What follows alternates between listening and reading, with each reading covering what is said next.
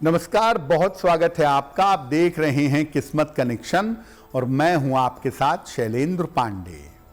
मानव जीवन की दो बड़ी ऐसी कमियां हैं जो अगर जीवन में हो जाएं तो सब कुछ अच्छा होने के बाद भी आप जीवन में असफलता का सामना करेंगे और जीवन में चैन से नहीं रहेंगे।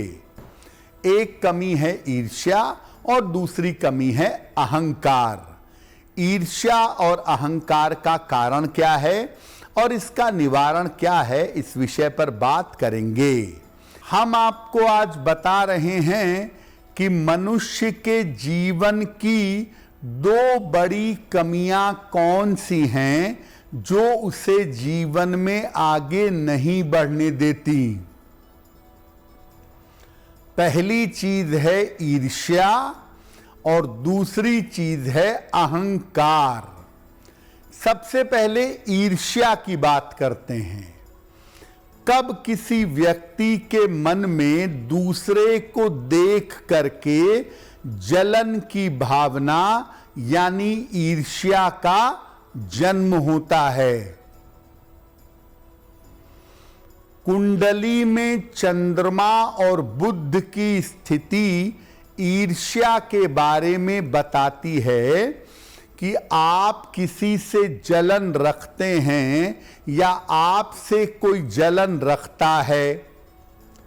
इसके अलावा कुंडली के चतुर्थ और सप्तम भाव से भी ईर्ष्या का संबंध होता है।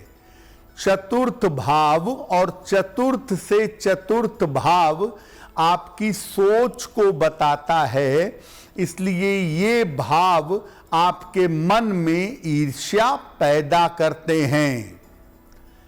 चंद्रमा अगर दूषित है तो जीवन में ईर्ष्या का जन्म होता है। और जब आप किसी से जलन रखते हैं, जब आप किसी से ईर्ष्या करते हैं तो ये ईर्ष्या खुद को नुकसान पहुंचाती है। बुद्ध अगर गड़बड़ हो तो मन में ईर्ष्या तो पैदा होगी ही, ईर्ष्या के साथ साथ खराब विचार का जन्म होगा और व्यक्ति इस ईर्ष्या में दूसरे के प्रति बुरी भावना रखेगा और उसको नुकसान पहुंचाने का प्रयास करेगा। अगर कुंडली में ईर्ष्या की संभावना है और शनि अगर गड़बड़ हो जाए तो शनि इस ईर्ष्या को टिकाए रखता है। और अगर आपका बृहस्पति शुभ है, शुभ परिणाम आपको दे रहा है, तो बृहस्पति ईर्ष्या को नष्ट कर देता है। अब मान लिया आपके मन में ईर्ष्या और जलन की भावना पैदा हो गई है, तो ईर्ष्या की भावना को, जलन की भावना को समाप्त करने के लिए क्या करें? देखिए, शुरुआत से ही, आरंभ से ही गायत्री मंत्र का जप करने का अभ्यास करना चाहिए। आरंभ से ही गायत्री मंत्र जपेंगे तो आपका मन शुद्ध होगा, मन में ईर्ष्या और जलन की भावना नहीं आएगी। आपका खान पान कैसा है, इस आहार पर आपको विशेष ध्यान देना चाहिए। एक सोने का या पीतल का छल्ला तर्जनी उंगली में, इंडेक्स फिंगर में धारण करिए।